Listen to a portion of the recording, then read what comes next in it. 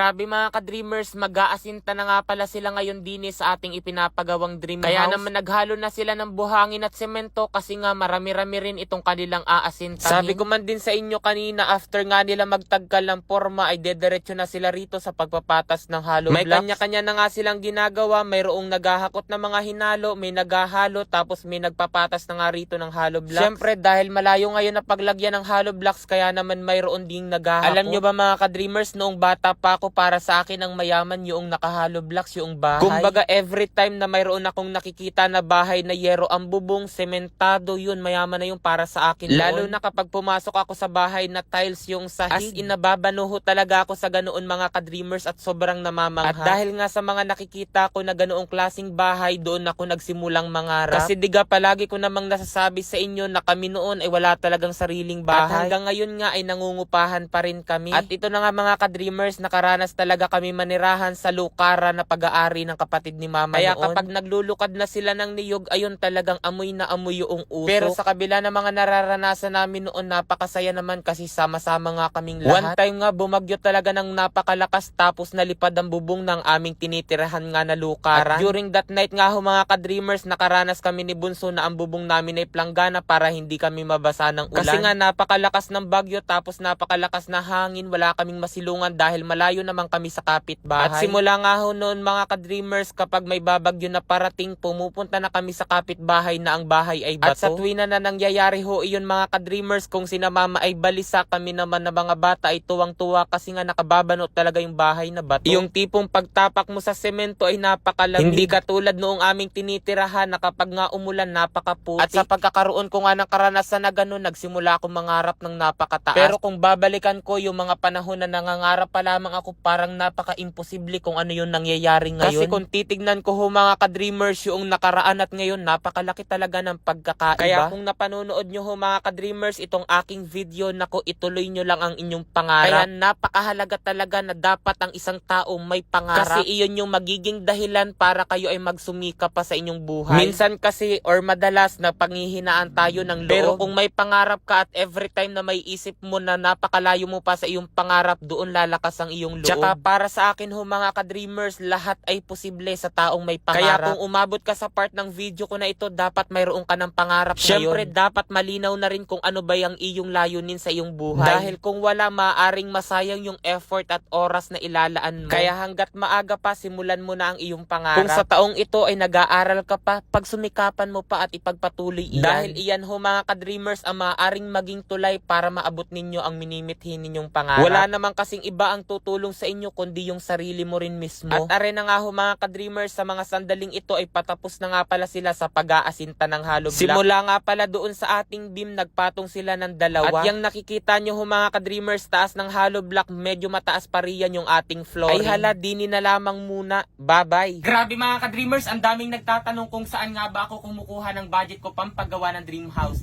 Dito lamang iyan kay Diamond Game. Dito nga, kawi-withdraw ko lamang ng nasa 50,000. Ayan o.